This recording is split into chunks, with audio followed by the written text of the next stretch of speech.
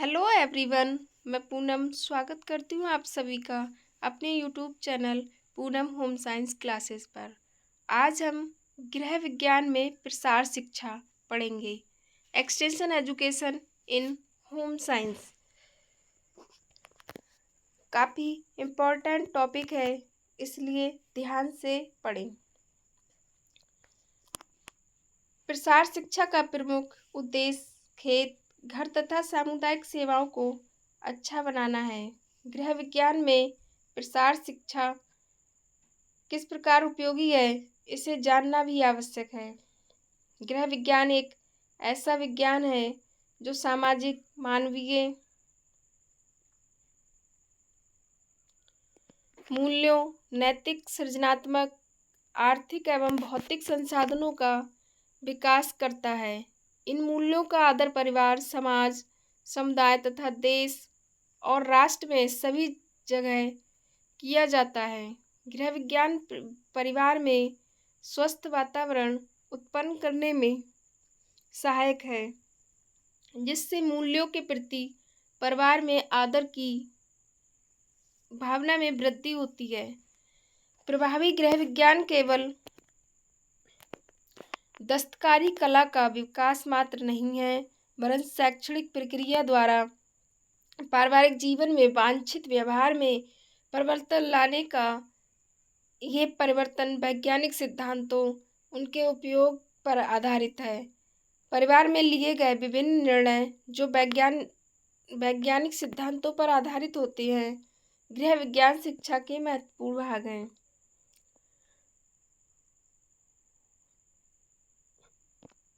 इस प्रकार परिवार के सदस्यों में स्थायी परिवर्तन लाने के लिए सोचने की प्रक्रिया में सुधार लाना ही गृह विज्ञान शिक्षा का मूल उद्देश्य है। गृह विज्ञान में गृह प्रबंध, शिशु की देखभाल, भोजन एवं पोषक तत्व, वस्त्रों की देखभाल आदि मुख्य विषय सम्मिलित किए जाते हैं।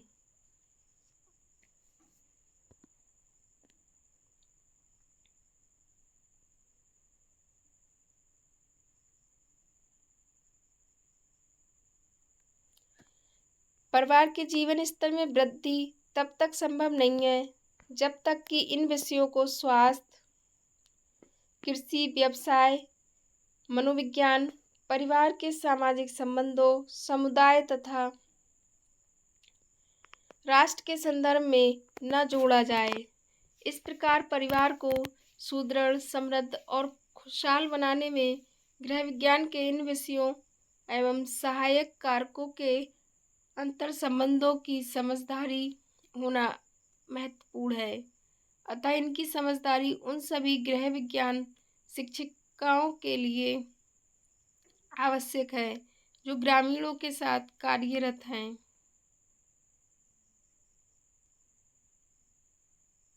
सामुदायिक विकास कार्यक्रम के विभिन्न उद्देश्यों में पारिवारिक जीवन को ऊंचा उठाने का उद्देश्य महत्वपूर्ण एवं चुनौतीपूर्ण प्रश्न चिन्ह था।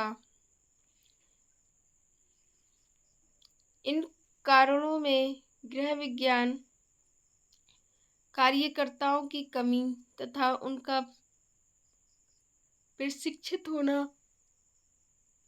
उनका अप्रशिक्षित होना था। गृह विज्ञान की संस्थाएं जो गृह विज्ञान प्रबंध का प्रशिक्षण कर रही थीं, वे भी पर्याप्त साधन संपन्न नहीं थीं। प्रारंभ में इस कार्य के लिए ग्राम सेविकाएं सामुदायिक विकास कार्यक्रम के अंतर्गत नियुक्त की गईं, किंतु विशेष सफलता प्राप्त नहीं हो सकी। इसके कारण थे नारी के प्रति सामाजिक मनोवृत्ति, उनका संकोच तथा रूढ़िवादिता, रीति रिवाज आदि। कुछ महिलाएं जो इस कार्य में भाग लेती थीं, वे मुख्यतः सामाजिक रूप से उपेक्षित रहती थीं, जिसके कारण उनका मनोबल भी गिरा रहता था। विकास प्रक्रिया के साथ साथ गृह विज्ञान के विकास में कई नए आयाम परिवर्तन हुए, जिसके अंतर्गत गृह विज्ञान की नई तकनीकी खोज तथा प्रसार शिक्षण प्रक्रिया द्वारा विस्तार होना प्रारंभ हुआ, जिसके परिणाम स्वरूप भारतीय परिवार में प्रत्येक महिला के हृदय में उपयुक्त पारिवारिक जीवन जीने की भावना का जन्म हुआ। गृह विज्ञान प्रसार के महत्व को दृष्टिगत रखते हुए इस कार्यक्रम को सफलता के लिए नीतिपरक कार्य योजना बनाई जाने की कला का विकास किया गया, जिसमें प्रखंड विकास अधिकारी के द्वारा महिला कार्यकर्ता को गांव में प्रधान, सरपंच तथा प्रगतिशील महिलाओं से परिचित कराना था। इनके रहने तथा कार्य करने का स्थान तथा संपर्क विधियों की समुचित व्यवस्था पर बल दिया जाने लगा। इस प्रकार विकास कार्य में लगे प्रसारकर्ताओं की टोली में गृह समुदाय एवं राष्ट्र की प्रगति एवं उन्नति में गृह विज्ञान महिला कार्यकर्ता की महत्ता की आवश्यकता को सुपरिचित कराया जाने लगा। इस प्रकार विकास नीति द्वारा इन महिला कर्मियों में आत्मविश्वास की भावना जागृत हुई, जिसके परिणाम स्वरूप आज ग्रामीण लोगों द्वारा इनके कार्य की महत्ता की अनुभूति होने लगी है। ग्रामीण गृह सुधार कार्यक्रम। इस कार्यक्रम के अंतर्गत न केवल घर के अंदर के कार्य वरन पशुपालन, दूध का व्यवसाय, कृषि उत्पादन आदि भी सम्मिलित किए जाते हैं। इस प्रकार गृह विज्ञान विकास कार्यक्रम की नीति निर्धारण स्तर पर उपरोक्त क्रियाकलापों में महिलाओं की सहभागिता पर बल दिया जाता है। सहभागिता के लिए यह आवश्यक है कि ग्रामीण महिलाएं अपनी वर्तमान स्थिति से, अपने रहन सहन के स्तर से असंतुष्ट हो और एक उच्च स्तर अपनाने की आवश्यकता का अनुभव करती हूँ। यह चुनौती महिला कार्यकर्ताओं को स्वीकारने पर ही प्रसार कार्य का आरंभ किया जा सकता है। प्रायः महिलाएं शिशु के पालन पोषण के प्रति सजग रहती हैं। वे प्रायः ये अनुभव करती हैं कि उनका बच्चा ठीक से खाता नहीं है अथवा पढ़ता नहीं है। इसी समय प्रसार कार्यकर्त्री इन समस्याओं से संबंधित जानकारी प्रदान कर उनके महत्व में उन्हें अवगत करा सकती है। उदाहरणार्थ, परिवार के स्वास्थ्य के लिए शुद्ध एवं संतुलित आहार, शिशु कल्याण, परिवार नियोजन, पर्यावरण की शुद्धता, वस्त्रों की देखभाल, कढ़ाई बुनाई, सफाई सजावट, अन्य वस्तुओं का सदुपयोग, कुट वाटिका, फल सब्जी उगाना, दस्तकारी, सामान्य रोगों की पहचान तथा उनका उपचार आदि सफल गृह प्रबंध विकास कार्यकर्ता होने के लिए यह आवश्यक है कि उपरोक्त सभी विधियों का उसे व्यावहारिक ज्ञान हो। सामुदायिक विकास कार्यक्रम के अंतर्गत गृह प्रबंध विकास आयाम में प्रसार शिक्षा की भूमिका के संदर्भ में प्रसार शिक्षा के दर्शन की समझ होना भी आवश्यक है। प्रसार शिक्षा का मूल दर्शन है शिक्षा द्वारा लोगों को सहमत करना, लोगों को इस प्रकार सहायता करना कि वह रूढ़िवादी सामाजिक मूल्यों में परिवर्तन कर सके, नए तकनीकी की ज्ञान को सीख सके और एक वैज्ञानिक दृष्टिकोण का विकास कर सकें, अपने पुराने तरीकों में सुधार कर सकें, जो कि एक चुनौतीपूर्ण कार्य है। इस परिवर्तन को लाने के लिए गृह विज्ञान प्रसार कार्यकर्त्री को प्रसार शिक्षण विधियों को लोगों के संपर्क बनाने हेतु विशेष रूप से जानकारी रखनी आवश्यक है।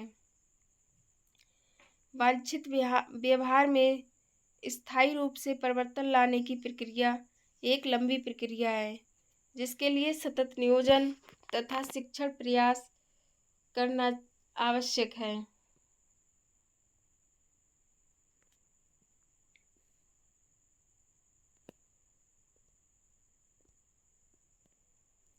प्रसार शिक्षा स्कूल के बाहर की शिक्षण व्यवस्था है।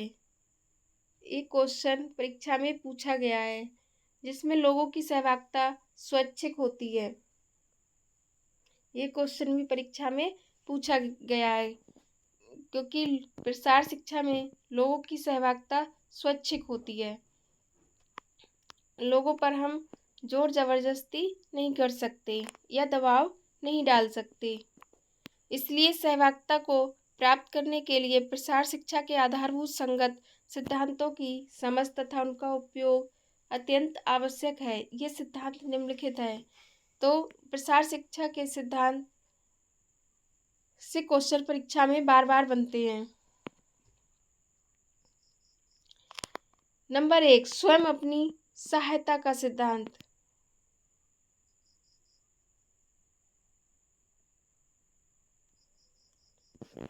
अपनी समस्याओं के द्वारा व्यक्ति उसके निराकरण के लिए स्वयं निर्णय ले, ऐसी प्रकृति उत्पन्न करना ही प्रसार कार्यकर्ता की सफलता है। जैसे त्योहार, विवाह तथा जन्म संस्कारों पर फिजूल खर्ची व्यर्थ है। ऋण लेना एक रोग है, अपनी चादर देखकर ही पैर फैलाना उचित है। इस प्रकार भविष्य के लिए बचत करना आदि लोगों में इस प्रकार की भावना उत्पन्न करना, उनकी मनोवृत्ति में परिवर्तन एक बहुत बड़ी सामाजिक बुराई तथा कुरीतियों से उन्हें छुटकारा दिला सकता है। नंबर 2, अनुभूत आवश्यकताओं का सिद्धांत। गर्भवती महिलाओं को अपनी देखभाल, पोषण तथा परिवार कल्याण एवं शिशु पालन, उनके टीके आदि की जानकारी प्रदान करना, मौसम के अनुसार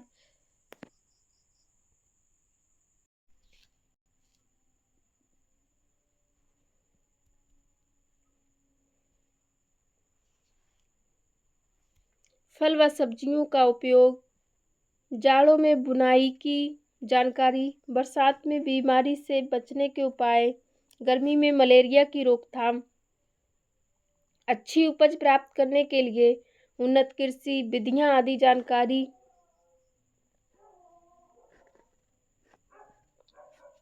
उनकी आवश्यकताओं के अनुसार प्रदान की जानी चाहिए, जिससे वे उसमें रुचि ले सके और उसे अपनाकर अपना जीवन स्तर ऊंचा उठा सके।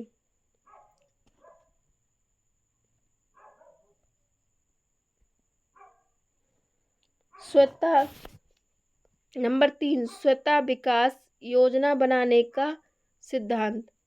महिला प्रसार कार्यकर्त्री को ग्रामीण महिला नेताओं व अन्य प्रगतिशील महिलाओं की राय के अनुसार कार्यक्रम का नियोजन करना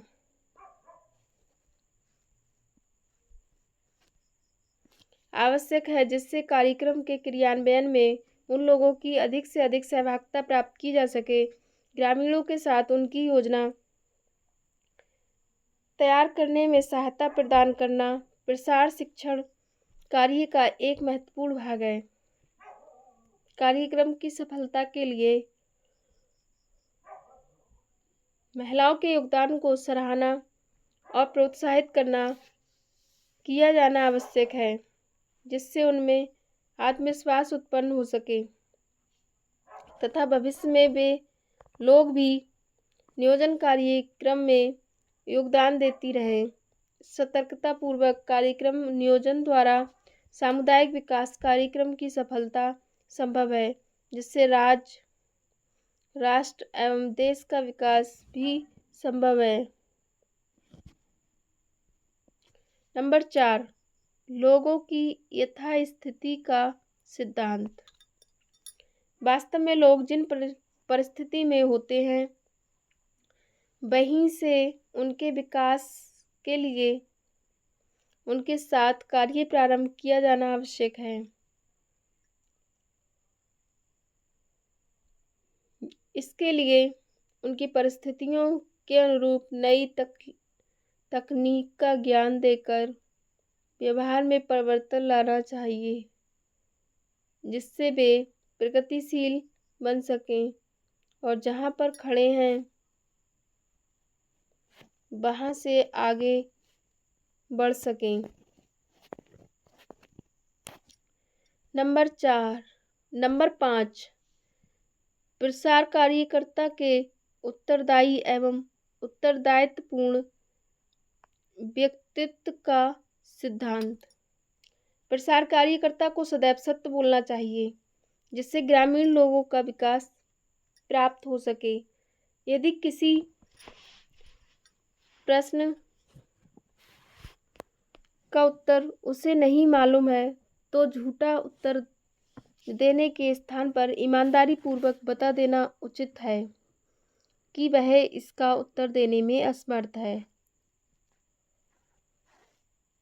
किंतु यदि यह सही सूचना प्राप्त कर सका तो भविष्य में वह ऐसा प्रयास करेगा। इस प्रकार लोगों में विश्वसनीय मानवीय संबंध स्थापित होंगे। इसी प्रकार बैठक निश्चित होने पर उपयुक्त तिथि तथा समय पर पहुंचना भी प्रसार कार्य में विश्वसनीयता उत्पन्न करने में सहायक है। इस बात पर प्रसारकर्ता को सदैव ध्यान देना आवश्यक है। नंबर 6, छठा सिद्धांत है ग्रामीण महिलाओं के अनुभव जानने का सिद्धांत। अधिकांशतः गृहिणी अशिक्षित होते हुए भी अपने घर के सभी कार्यों, उत्तरदायित्वों तथा नैतिक कर्तव्यों के प्रति जागरूक होती है। यद्यपि उन्हें यह ज्ञान न हो कि किन कारणों से अचार, चटनी, मुरब्बा संरक्षित रखते हैं, किंतु वे उसे बनाने की विधि जानती हैं। अतः प्रसारकर्ता को उनके अनुभवों से लाभ उठाना चाहिए, जिससे उनमें भी अंतःक्रिया के प्रति रुचि उत्पन्न होती रहे। प्रसारकर्ता की वैज्ञानिक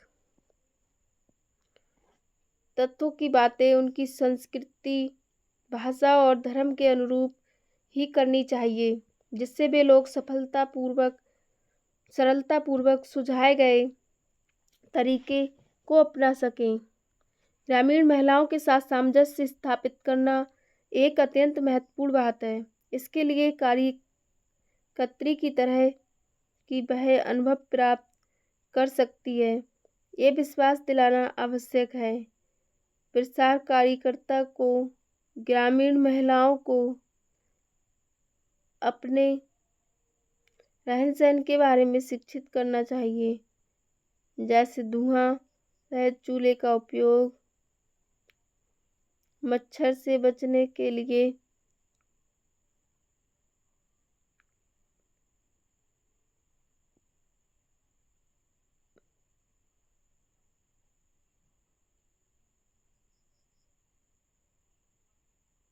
ये विश्वास दिलाना आवश्यक है। प्रसार कार्यकर्ता को ग्रामीण महिलाओं अपने रहन सहन के बारे में शिक्षित करना चाहिए, जैसे धुआं रहित चूल्हे का उपयोग, मच्छर से बचने के लिए मच्छरदानी का प्रयोग, भोजन को इस प्रकार पकाया जाए जिससे पौष्टिक तत्व नष्ट न हो आदि।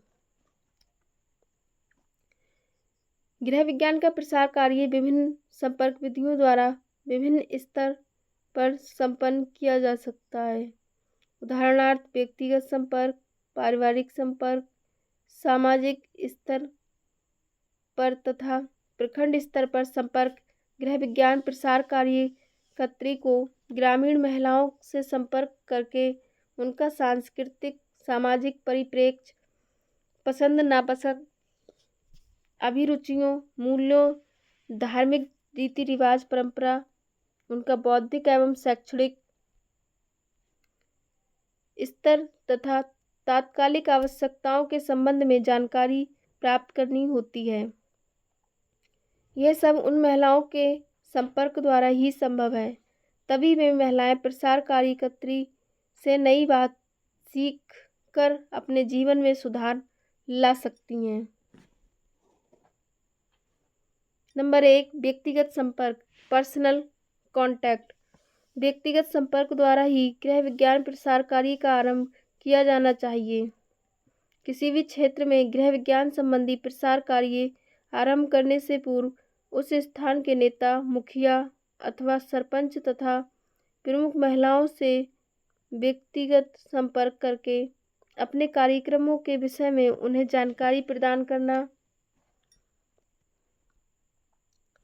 आवश्यक है। व्यक्तिगत संपर्क द्वारा प्रमुख महिलाओं से आत्मीयता उत्पन्न होती है। प्रसार कार्यकर्त्री को महिला मंडल की बैठक के समय ही निश्चित करना चाहिए। उसे उन नेताओं एवं सरपंच द्वारा घर घर जाकर महिलाओं से मिलना तथा अपने कार्यक्रम संबंधी जानकारी से अवगत कराना चाहिए। पहली बार उन्हें कोई सलाह नहीं देनी चाहिए। अपनी भूमिका दार्शनिक, पथ प्रदर्शक तथा मित्र रूप से निभानी चाहिए। सर्वप्रथम व्यक्ति तौर पर उनमें आत्मीयता का विकास करना चाहिए। यह आत्मीयता का भाव तभी उत्पन्न किया जा सकता है जबकि महिला प्रसार कार्यकर्त्री ग्रामीण महिलाओं के दिन प्रतिदिन के कार्यों में सहायता प्रदान करें, जैसे कढ़ाई, बुनाई, गृहवाटिका आदि कार्यों में सहायता देकर ग्रामीण महिलाओं के आग्रह और उत्सुकता होने पर ही अपने सुझाव प्रस्तुत करने चाहिए। ये कार्य सरलता एवं सफलता से हो सकता है, जिससे प्रसार कार्यकर्त्री में आत्मविश्वास की भावना जागृत हो सकेगी। नंबर 2, पारिवारिक स्तर पर संपर्क, फैमिली कांटेक्ट। ग्रामीण महिलाओं की वास्तविक स्थिति, उनका रहन सहन, उनकी समस्याएं जानने के लिए आवश्यक है कि पारिवारिक स्तर पर उनसे संपर्क किया जाए। कुछ समय बाद परिवार के सभी सदस्यों में प्रसार कार्यकर्त्री घुल मिल जाती है और मैत्रिक संबंध स्थापित कर लेती है। तब परिवार के लोग निसंकोच अपनी समस्याएं उसके सम्मुख रख देते हैं और उन्हें कोई झिझक नहीं होती। यदि घर की स्त्री बताती है कि ईंधन बहुत खर्च होता है और धुआं होता है, बर्तन काले होते हैं, तो उन्हें धुएं रहित चूल्हे की सलाह दी जानी चाहिए। साथ ही रसोई घर में खिड़की खोलने का भी सुझाव दिया जा सकता है। इस प्रकार के सुझाव द्वारा सुधार का अनुभव होते ही अन्य समस्याओं से भी प्रसार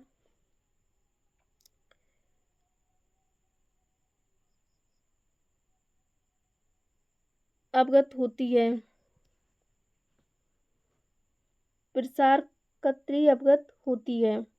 पारिवारिक स्तर पर बच्चों की शिक्षा, देखभाल, बीमार बच्चों के घरेलू उपचार, मच्छरों से बचाव, स्वच्छता, कृषि, सांस्कृतिक क्रियाकलाप संबंधी कार्यक्रम बनाना और उनका क्रियान्वयन भी किया जा सकता है, क्योंकि इन कार्यक्रमों में परिवार के सभी सदस्य अपना योगदान प्रदान कर सकते हैं और सभी लाभान्वित भी हो सकते हैं। नंबर 3, सामूहिक संपर्क अथवा ग्राम स्तर पर संपर्क, ग्रुप कांटेक्ट।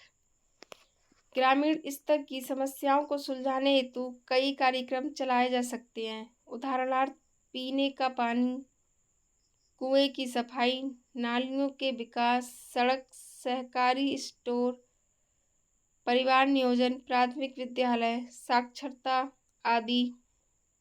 इसके लिए गांव की पंचायत, महिला मंडल एवं बालवाड़ी, स्कूल आदि संस्थाओं की सहायता ली जानी चाहिए। अतः इन संस्थाओं की कार्यप्रणाली एवं उद्देश्य की समझ महिला प्रसार कार्यकर्त्री को होना आवश्यक है। प्रायः समूह में लोगों की आयु, शैक्षणिक स्तर एवं उनकी समस्याएं भी लगभग एक जैसी होती हैं। समूह संपर्क हेतु वार्ता, प्रदर्शन, भाषण, समूह परिचर्चा आदि की सहायता ली जा सकती है। इससे एक साथ अधिक लोगों को शिक्षित किया जा सकता है। नंबर 4, जनसंपर्क अथवा प्रखंड स्तर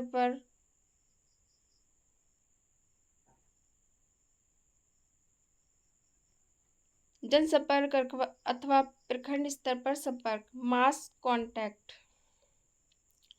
इस स्तर पर संपर्क एक अभियान के रूप में बहुमुखी आयामी विकास तथा मानवीय व्यवहार अर्थात व्यक्ति की कार्यकुशलता, उसके ज्ञान, उसके दृष्टिकोण में वांछित परिवर्तन लाने हेतु किया जाता है। इस कार्य को प्रखंड विकास सलाहकार समिति द्वारा संचालित किया जाता है, जिससे प्रशिक्षित प्रसार कार्यकर्ता की टीम सम्मिलित होती है। ये लोग मिलकर लोगों के दिल एवं दिमाग में परिवर्तन लाने का प्रयास करते हैं। कम से कम समय में अधिक से अधिक लोगों से संपर्क करने की सरलतम विधि जनसंपर्क विधि है। किसी बड़े मैदान में एकत्र करके उनसे संपर्क स्थापित किया जा सकता है। जनसमूह को शिक्षित करने के लिए परिवार नियोजन, दहेज, सामान्य रोगों से बचाव, नशा, उन्नत कृषि की विधियां आदि विषय चुने जा सकते हैं।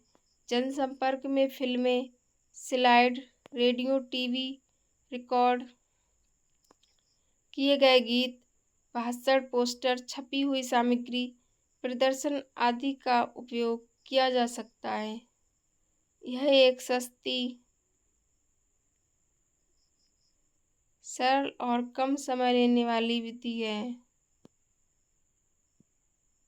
किंतु इसमें एक ही कमी है कि ये विशाल जनसमूह हेतु प्रभावकारी है,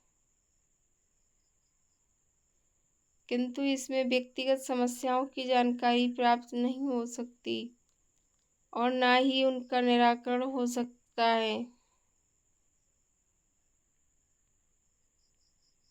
यह एक तरफा माध्यम है।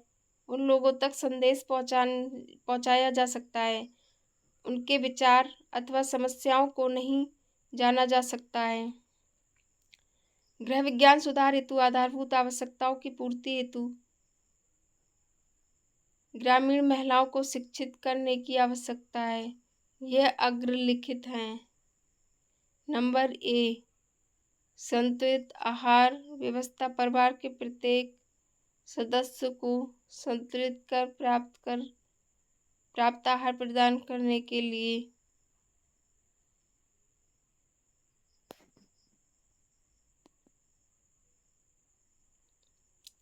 नंबर 1, उपलब्ध सामग्री द्वारा पौष्टिक एवं सादा भोजन तैयार करना। नंबर 2, भोजन के पौष्टिक तत्वों को ह्रास से बचाना। नंबर 3, बच्चों, बूढ़ों तथा गर्भवती महिलाओं हेतु उपयुक्त आहार तैयार करना। नंबर 4, प्रतिदिन के आहार में हरी सब्जियां, सलाद, फल तथा अंकुरित चने आदि का प्रयोग करना।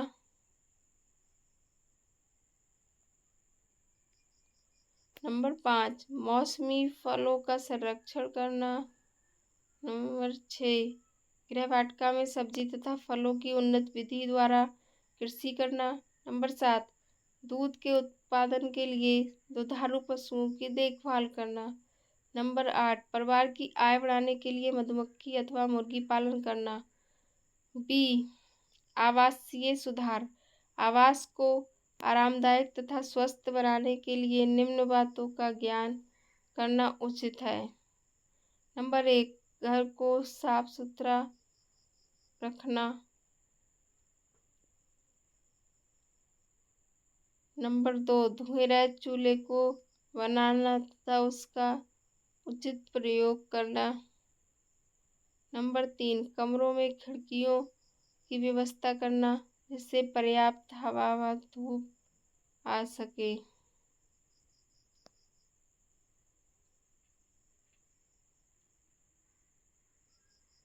नंबर 3, कमरों में खिड़कियों की व्यवस्था करना जिससे पर्याप्त हवा व धूप आ सके। नंबर 4, सस्ते तथा साधारण भंडारण की व्यवस्था करना।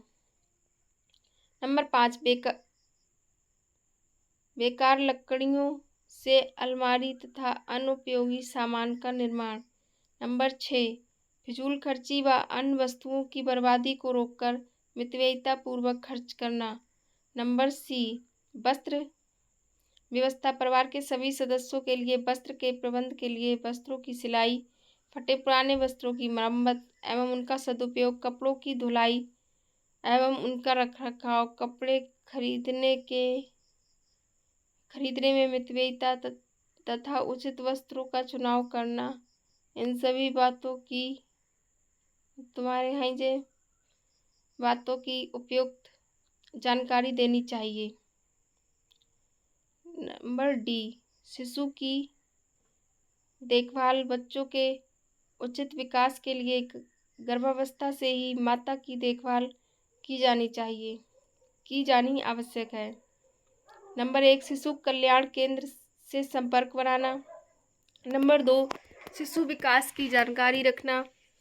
नंबर 3, बच्चों की उचित शिक्षा हेतु योजना बनाना, उन्हें स्कूल एवं बालवाड़ी आदि भेजना।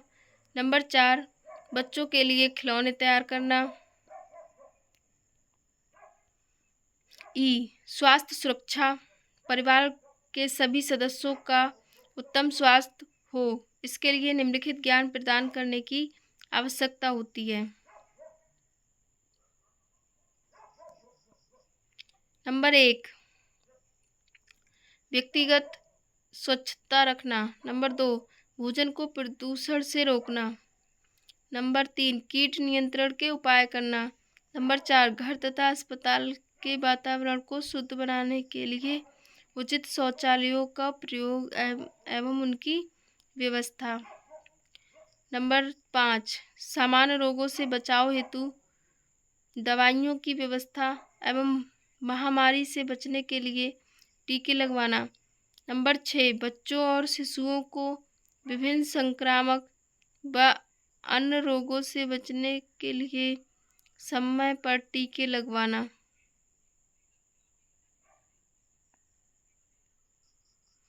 नंबर 1, घरेलू दस्तकारी का विकास, ग्रामीण महिलाओं को दस्तकारी के अंतर्गत घरेलू उपयोग हेतु खिलौने बनाना, टोकरी बनाना, पायदान तथा उन बची सामग्री से कई अन्य वस्तुएं बनाने संबंधी जानकारी दी जानी चाहिए, जिससे न केवल गृहिणियों के कौशल का विकास होगा वरन आवश्यकता पड़ने पर वे अपनी आय की न्यूनतम पूर्ति भी कर सकती हैं। जी, ग्रामीण सामुदायिक जीवन का विकास सामूहिक रूप से उपयुक्त जीवन जीने के लिए उन्हें निम्न प्रकार के शिक्षित किया जा सकता है।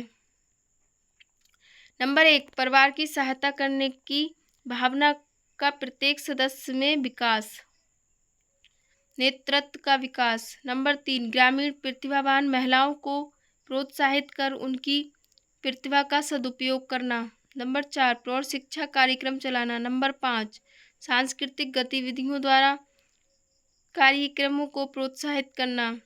नंबर 6, ग्रामीण महिलाओं हेतु मनोरंजन टूर आदि की व्यवस्था करना। इन सभी क्रियाकलापों द्वारा प्रसार कार्यक्रम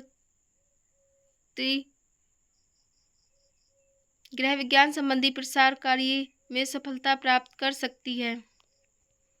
ग्रामीण लोगों को गृह विज्ञान हेतु प्रेरित करना, ग्रामीण लोगों एवं महिलाओं के व्यवहार में परिवर्तन, लोगों में विश्वास जागृत करके स्वैच्छिक नेतृत्व द्वारा लाना संभव है। कोई भी परिवर्तन शक्ति से नहीं लाया जा सकता। इस तरीके से प्रसार कार्य यद्यपि धीमी गति से होता है, किंतु यह परिवर्तन स्थायी होता है, क्योंकि लोगों के अंदर में विश्वास जागता है और उनकी कोई भी परिवर्तन शक्ति से नहीं लाया जा सकता। इस तरीके से प्रसार कार्य यद्यपि धीमी गति से होता है, किंतु यह परिवर्तन स्थायी होता है, क्योंकि लोगों के अंदर में विश्वास जागता है और उनका प्रभाव धीरे धीरे समस्त समूह तथा समुदाय पर होता है, जिसमें परिवार, राष्ट्र तथा राष्ट्र का कल्याण निहित है। गृह विज्ञान के प्रशिक्षित प्रसार कार्यकर्त्री का एक महत्वपूर्ण उत्तरदायित्व यह भी है कि वह अपने अर्जित ज्ञान को वैज्ञानिक तरीके से सहज स्वाभाविक रूप में गांव के लोगों को स्थानीय भाषा में रुचिकर तरीके से स्पष्ट करें, जिसके लिए प्रसार शिक्षण के चरणों को समझना एवं उनका प्रयोग करने के लिए उसका उचित चुनाव भी महत्वपूर्ण है। ये शिक्षण चरण स्टेप्स कहलाते हैं। लोगों को कई तकनीक से परिचित कराएं, उनमें इच्छा रुचि को जागृत करें, उन्हें क्रियाशील बनाएं, उनमें विश्वास की भावना उत्पन्न करें तथा अंततः संतुष्टि का अनुभव कराएं। इन शिक्षण चरणों को पूरा करने में संप्रेषण माध्यमों, जिन्हें प्रसार शिक्षण विधियां भी कहते हैं, की आवश्यकता पड़ती है। इनका ज्ञान एवं उपयोग करने की तकनीक का ज्ञान प्रसार कार्यकर्त्री को होना चाहिए। कुछ प्रसार विधियां निम्नलिखित हैं, जिनका चुनाव तथा उपयोग प्रसार कार्यकर्त्री की दक्षता, कुशलता, स्थानीय संसाधनों की उपलब्धि, विषय वस्तु की प्रकृति तथा महिलाओं के शैक्षिक एवं मानसिक स्तर पर निर्भर करती है। नंबर 1 समाचार पत्र, नंबर 2 परिचालित पत्र, number 3 flash card, number 4 poster, 5 chart, 6 flannel graph, number 7 photograph, number 8 film strip, number 9 drama, 10 व्याख्यान, 11वां लोकगीत, 12वां कठपुतलियाँ, 13 यात्रा, 14 ग्रामीण कार्यालय बुलावा, नंबर 5 सामूहिक परिचर्चा, नंबर 16 फिल्म, 17 रेडियो, 18 मॉडल, 19 विधि तथा परिणाम प्रदर्शन आदि। गृह विज्ञान प्रसार शिक्षा के विभिन्न चरण, steps of home science extension teaching process. गृह विज्ञान प्रसार शिक्षण प्रक्रिया भी अन्य शैक्षणिक कार्यक्रमों की भांति निम्नलिखित चरणों में कार्य करती है। नंबर 1 स्थानीय स्थिति का विश्लेषण, एनालाइजिंग ऑफ द सिचुएशन। जिस स्थान में प्रसार कार्यकर्त्री को कार्य करना पड़ता है, वहाँ की संपूर्ण जानकारियाँ लेनी चाहिए, जैसे वहाँ के उपलब्ध साधन, लोगों को आर्थिक सामाजिक पृष्ठभूमि, उनका बौद्धिक स्तर, शैक्षणिक स्थिति और उनकी समस्याएं। यदि किसी स्थान पर डायरिया रोग फैल रहा है तो प्रसार कार्यकर्त्री को उनसे बचने के लिए उपाय समस्त लोगों को समझाने चाहिए।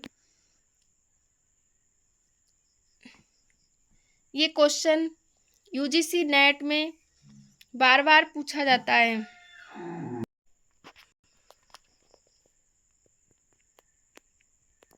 नंबर 2 उद्देश्य निर्धारण, डिसाइडिंग ऑब्जेक्टिव।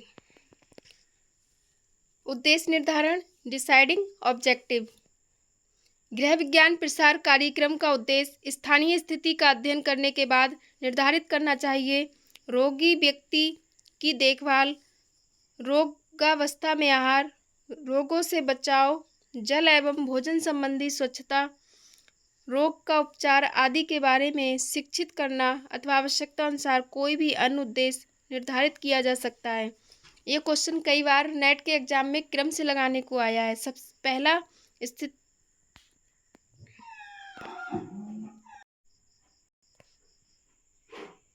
पहला स्थानीय स्थिति का विश्लेषण, दूसरा उद्देश्य निर्धारण और तीसरा शिक्षण नियोजन टीचिंग। गृह विज्ञान प्रसार कार्यकर्त्री को जनता की शिक्षण विधियों का भी चुनाव करना होता है। उदाहरणार्थ डायरिया संदूषित भोजन एवं जल द्वारा फैलता है। जो बच्चे माँ का दूध नहीं पीते अथवा संदूषित आहार खाते हैं उन्हें डायरिया हो जाता है। अतः ग्रामीण महिलाओं को ये सिखाना चाहिए। बच्चों को स्तनपान कराना आवश्यक है। ऊपरी दूध देने में बोतल, निप्पल तथा बर्तनों की सफाई का ध्यान रखें। पीने के लिए जल सदैव कुओं अथवा हैंडपंप का साफ स्रोत से ही लें। शौच जाने के बाद हाथ साबुन से धोएं। अपने घर के निकट या पानी के स्रोत के निकट मलमूत्र त्याग न करें। खाने की चीज़ों को सदैव ढककर रखें जिससे मक्खी मच्छर आदि से बचाव हो सके। फल एवं सब्जियों को धोकर प्रयोग में लाएं। बच्चों को खिलाने पिलाने से पूर्व हाथ धो लें और भोजन पकाने से पूर्व भी अवश्य हाथ धोएं। ये सब जानकारी फिल्म, पोस्टर, फिल्म, ड्रामा, सामूहिक चर्चा, चार्ट, मॉडल आदि के माध्यम से ही दी जा सकती है। नंबर 4, मूल्यांकन इवैल्यूएशन। लोगों को शिक्षित करने के बाद गृह विज्ञान प्रसार कार्यकर्त्री को ये देखना चाहिए कि अपने कार्य में वह कहाँ तक सफलता प्राप्त कर सकी है। यह कार्य मूल्यांकन कहलाता है। ग्रामीण महिलाओं से प्रश्न पूछकर मूल्यांकन किया जा सकता है। यदि वह सही उत्तर दे तो इसका अर्थ है कि शिक्षण विधि उपयुक्त थी। घर में अवलोकन द्वारा ही भी ज्ञात किया जा सकता है कि जो कुछ बताया है वह लोगों द्वारा व्यवहार में लाया जा रहा है अथवा नहीं। यदि सही विधियां लोग प्रयुक्त कर रहे हैं तो कार्यक्रम सफल है अथवा नहीं। मूल्यांकन प्रसार शिक्षण कार्यक्रम का ही एक अंग है। मूल्यांकन में मानवीय व्यवहार में परिवर्तन को विषय वस्तु की अपेक्षा अधिक महत्व दिया जाता है। प्रसार कार्यक्रम का उद्देश्य व्यक्ति को सर्वोच्च मानते हुए व्यक्ति के विकास से है। प्रसार शिक्षण प्रक्रिया के अंतर्गत स्थानीय स्थिति का विश्लेषण, समस्याओं की प्राथमिकता एवं उद्देश्य का निर्धारण, शिक्षण नियोजन, क्रियान्वयन, मूल्यांकन एवं पुनः विचार सम्मिलित है। अतः मूल्यांकन प्रत्येक स्तर पर किया जाना चाहिए जिससे कार्यक्रम में सफलता प्राप्त की जा सके। मूल्यांकन प्रशिक्षित प्रसारकर्ता द्वारा होना चाहिए जो सावधानीपूर्वक कार्यक्रम की सफलता अथवा असफलता का उचित कारण ढूंढ ले। इन परिणामों द्वारा अपने कार्य करने की विधि में सुधार लाना संभव होता है। नंबर 5,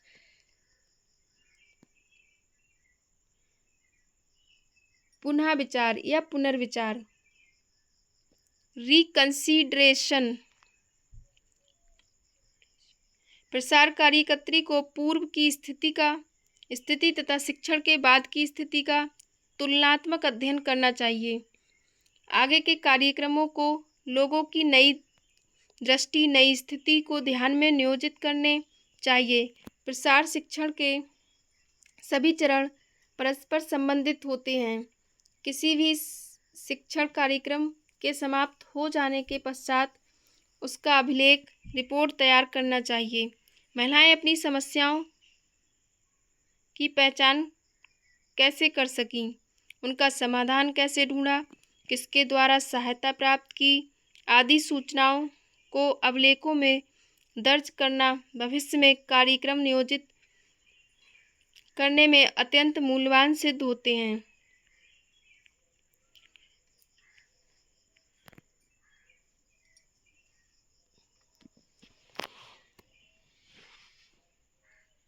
ये 5 स्टेप नेट के एग्ज़ाम में क्रम से लगाने को कई बार पूछे गए हैं, तो उनको याद रखें।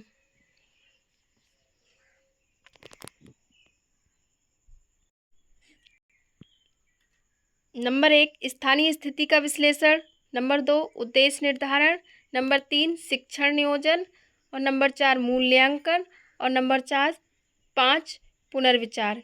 ये क्वेश्चन यूजीसी नेट में क्रम से लगाने को लगभग हर बार आ जाता है, तो इसका क्रम याद रखें। आपको वीडियो कैसी लगी कमेंट करके ज़रूर बताएं। अगर वीडियो अच्छी लगी हो तो चैनल को सब्सक्राइब करें, वीडियो को शेयर करें और लाइक करें। Thank you so much.